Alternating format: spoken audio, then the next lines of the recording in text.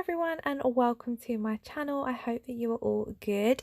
In today's video I'm showing you guys this gel polish design that I recently did, and I have left a lot of the stamping in real time, so it's a little bit of a stamping tutorial as well.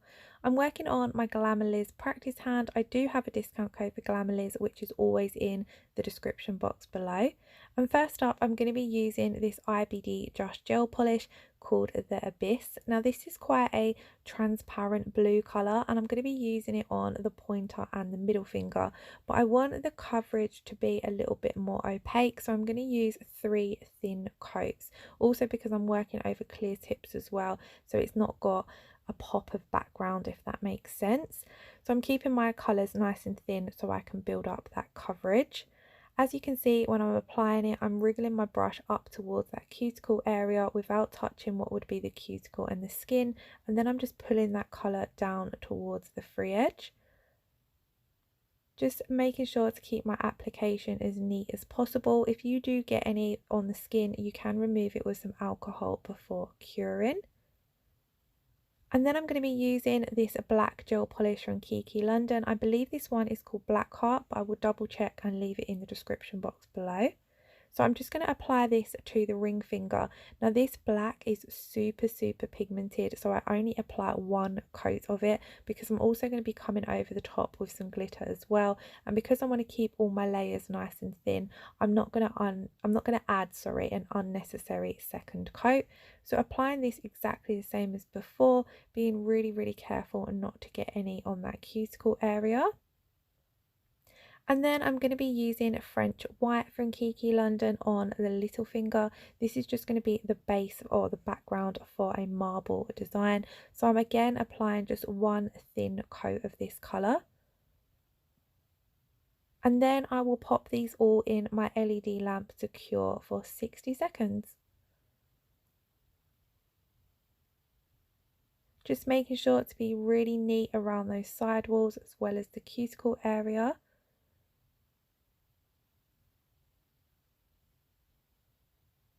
So I'm then going to come in on the pointer and ring finger and do the second coat of this gel polish, applying each coat exactly the same as before.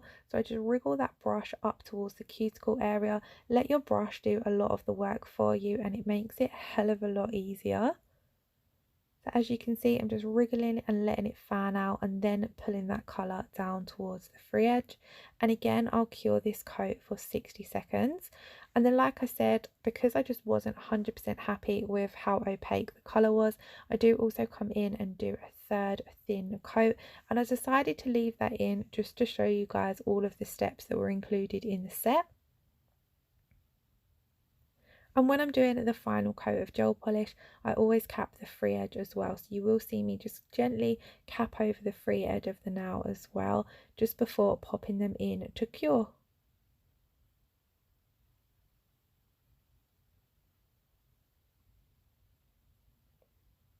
And then this is what the nails look like once all of those colours have been applied. I'm absolutely loving the dark shades at the moment. So I'm then going to come in with this gorgeous black holo glitter from Trilogy. So as you can see, it's called Santiago and it is such a beautiful fine holo glitter. I absolutely love these fine glitters when working with gel polish. So what I've done on a palette, I've mixed some Kiki London base coat and that gel polish until I've got a nice smooth consistency. You want to kind of make sure you've got a little bit more gel polish to glitter, if that makes sense, just so it applies nice and smooth and you don't get that gritty effect. We want to make sure we're creating a smooth nail so we don't have to encapsulate it, because I'm just working with my gel polish. I'm not using any builder gels or anything like that today. And then I'm just applying that to the nail using my gel brush, and I'm just sort of wiggling it on using circular motions and just making sure to keep it nice and neat at that side walls and cuticle area. And then I'm just going to come and add any more where it's needed, because I do want to make sure that this nail is a full-on glittery. And as you can see, it's got that gorgeous hollow effect to it. So then I popped this in my LED lamp to cure for 60 seconds. And then because I'm going to be stamping over the top of this now, I'm going to come in and top coat it with my Kiki London top coat. So I'm just going to apply a nice even layer of this over the entire nail. Like I said, it's just to make sure I've got a nice smooth surface to stamp on top of. And this is why also we need to make sure we're keeping our layers of gel polish and glitter nice and thin because of the amount of layers we're having to add. So now we're ready to move on to the stamping. I'm going to be using this Nicole Diary plate that I was kindly sent from Born Pretty to do a review on, and I have to say I absolutely love it. So I thought I would keep the stamping in real time so you can see how I stamp. Now I've laid everything out so everything's within reach. I've got my stamping plate, my stamper, my polish, my lint roller, and I've also got some acetone and some cotton pads to clean up just at the side of me as well. So once I've picked out my image, I'm going to take my stamping polish. I'm using the Nicole Diary's white stamping polish. I'm just going to apply this to half of the image. And then I'm going to take my scraper, scrape over the image and then roll. Now I'm working quite quickly. Like I've said, I've left this video in real time. You do need to work fairly quickly with stamping. But as you can see, that image picked up absolutely perfectly. I was really impressed with how well this stamping plate worked. So I'm then going to line that image up onto the nail. I'm just looking through my stamper and placing it where I want it to be. And then I'm just going to press down firmly on the nail and give it a little wriggle from side to side before lifting up. And then I'm just going to press down any parts of the image that are sticking up. As you can see, it was just slightly at the sides.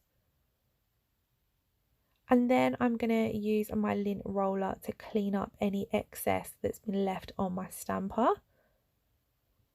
And then I'm going to take some acetone on some cotton pads and just give my stamping plate a good clean. You really need to make sure that you clean off all of that stamping polish, because if it does dry on the plate, your next image will not stamp as nicely. So then I'm going to be using this image on the left here, and I'm going to basically repeat all those exact same steps. So again, working as quick as I can, I'm applying my stamping polish to half of the image. And then I'm going to just take my scraper, scrape across the image, and then pick up my stamper and roll it over. Now this one, it didn't pick up as well at the bottom, but I think that was my own fault basically. I hadn't applied the polish as far down the plate as I needed to. But it doesn't matter too much because where I'm going to be placing the image, I'm not going to be using all of that bottom part anyway. So rather than removing it and re-stamping, I just went with it. So then, same as before, I'm just lining that up on the nail, and then I'm going to firmly press down and just gently, ever so slightly, wriggle from side to side, just to make sure that that image fully transfers at the side walls as well. And then I'm just gently lifting off. And again, same as before, just pressing down any parts of the image that might be sticking up. And I have to say, I absolutely love this stamping plate. The designs are very me, and I think they're perfect for the upcoming autumn winter season.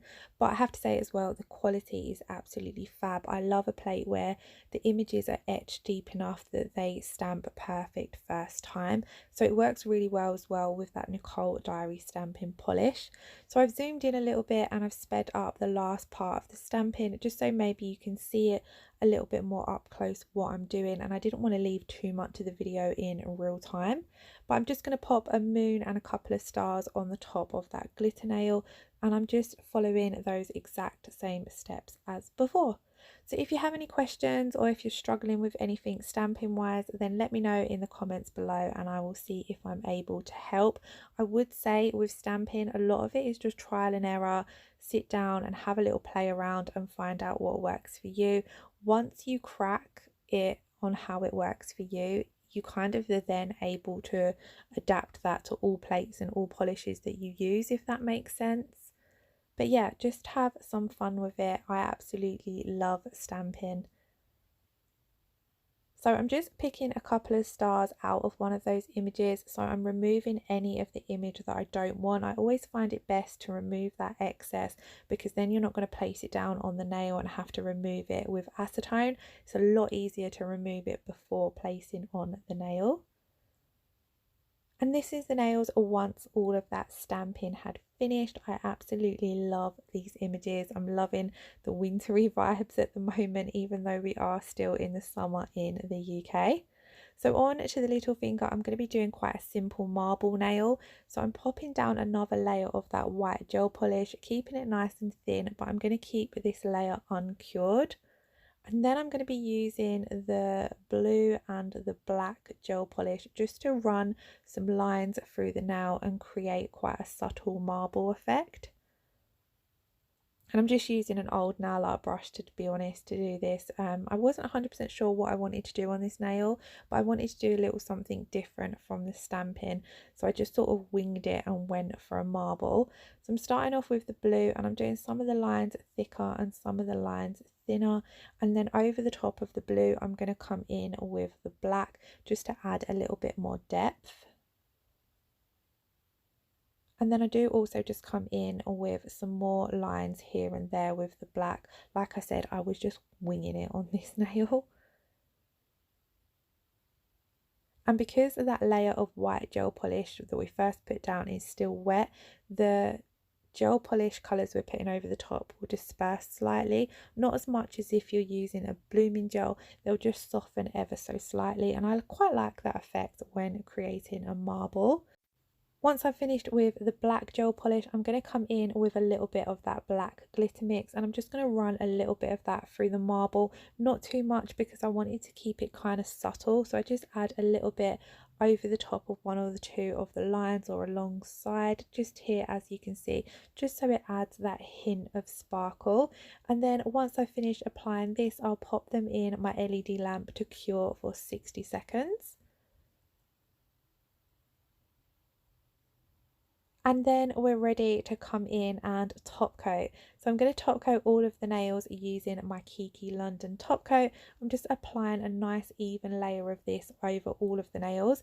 If I was doing this on myself, I do usually like to double top coat. So what I quite like about the Kiki London top coat is it's a nice thin consistency. So again, it doesn't add any bulky layers if you do find that you have to double top coat. And then I just decided on this middle finger to pop down two little crystals just to finish up the point on that triangle. And I'm just going to set those crystals down in my uncured top coat and then cure them in place. If I was doing the set on myself, I probably would set them with some glue or jewelry gel just to keep them in place a bit better. But just for the design purpose on my silicone hand, I've just set them in the top coat. And these are the crystals that I'm going to use. They are the mixed size Abyys crystals from the Crystal Studio, and I have to say I absolutely love them. They are so pretty. So I'm only adding two, so it's nice and simple, but I just thought it added a little something extra to this nail. And I then pop them in my LED lamp to cure for a full 60 seconds. And then guys, that is the end of the video. I absolutely love this design, so I hope you all enjoyed watching. If you did, then please give the video a thumbs up or let me know your thoughts in the comments below. If you're not already subscribed to my channel, I would love it if you'd hit that subscribe button. Lots of love, take care, and I shall see you all again in the next video.